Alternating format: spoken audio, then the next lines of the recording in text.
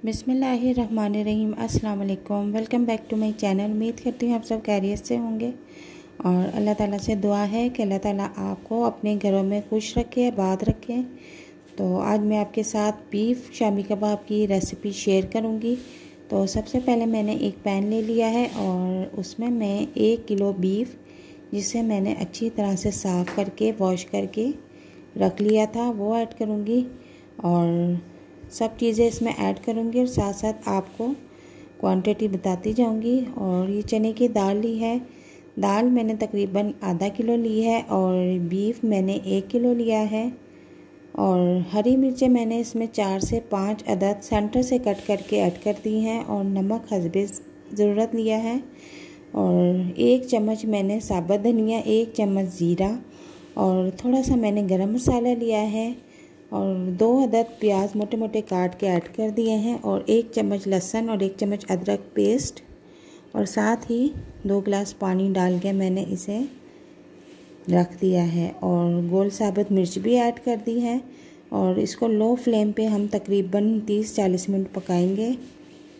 30-40 minute गुजरने के बाद मैंने इसको ओपन किया है तो तकरीबन दाल और बीफ अच्छी तरह से गल चुके हैं और थोड़ा सा इसमें एक्स्ट्रा पानी है, मैं उसे सुखा लूँगी।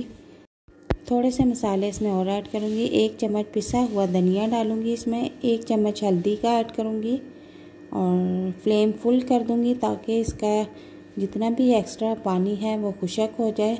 और साथ ही साथ चम्मच की मदद से इसे साथ साथ पीसती भी जाऊँगी। पानी तकरीबन इसका खुश्क होता जा रहा है और मैं अब फ्लेम ऑफ कर दूँगी और इसको थोड़ी देर के लिए ठंडा होने के लिए रख दूँगी। थोड़ा सा इसको मैं फैला भी दूँगी ताकि इसके अंदर की सारी हीट निकल जाए। तो ठंडा होने के बाद ही हम अगला स्टेप करेंगे। तो जनाब ये अच्छा खासा ठंडा हो चुका है तो मैं इसमें चॉपर में डालूँगी। आप इसको ब्लेंडर में भी कर सकती हैं। तो थोड़ा सा मैंने इसे चॉपर में घुमाया है और साथ मैंने बारीक कटी हुई प्याज रखी हुई थी वो ऐड की है, हरा धनिया ऐड किया है।